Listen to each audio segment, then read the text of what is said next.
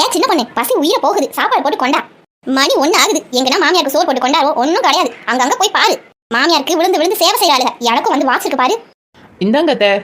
ஏன் சின்ன பொண்ணு, இந்த சாம்பார் இந்த உருளைக்கிழங்கு பொரியலுக்கு உங்களுக்கு இம்பிட்டு நேரம் ஆகுதா? ஏதோ கல்யாண வீட்டுக்கு சாப்பாடு செய்யற மாதிரி ஆக்கிட்டு இருக்கேன். குடு, பசி உயிரை போகுது. அடிச்சு துப்பு.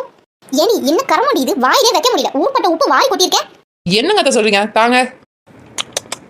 அட கடவுளே, வாயிலே வைக்க முடியல, கரமந்திரமால இருக்கு. இப்படி கறிக்குதே, இப்ப இந்த கிளவியை எப்படி சமாளிக்கிறது? ஏத்த சாப்பாடு நல்லா தான் இருக்கு, உப்பு எல்லாம் ஒன்றும் இல்லை, கரெக்டா இருக்கு எல்லாமே. ஏய், என்னடி சொல்ற? அட அத்தை, வந்துருச்சா உங்களுக்கு அந்த நோய்? வந்துருச்சா? மர்மவுளே, என்ன நோய் மர்மவுளே? பயமுட்டாத. அதான் அத்தை, கொலேரியா. எது கொலேரியாவா? கேள்வியே பட்டதில்லை மர்மவுளே. அது ஒன்றும் இல்லை அத்தை, இது கொரோனா இருக்குல்ல, அதுக்கு சக்கலுத்தி நோயா. கொரோனாவுக்கு சக்கலுத்தியா? கொரோனா வந்தா வாசனை தெரியாது, நாக்கில் சுவை தெரியாதுங்கிறாங்கல்ல, இது அப்படி கிடையாது அத்தை. வாசனை கமகமான வீசுமா, வாயில உப்பு மிளகா எல்லாம் நிறைய நிறைய தெரியுமா. பாருங்க, அதே சாம்பார் சோறு தான் நான் சாப்பிட்டேன், எனக்கு ஒண்ணுமே தெரியல. நீங்க தான் உப்பு உப்புன்னு கலந்து கத்துறீங்க. அப்பனா ஒரு டெஸ்ட் பண்ணி பாத்துருவோம் அத்தை. ஒருவேளை நமக்கு அந்த நோய் வந்துருச்சோ? மர்மவுளே, பயமா இருக்கு மர்மவுளே. கிளவி என்ன சொன்னாலும் நம்புது. இது தெரியாம இத்தனை நாள் இதுகிட்ட திட்டு வாங்கிட்டு இருந்தோமே. சை மர்மவுளே.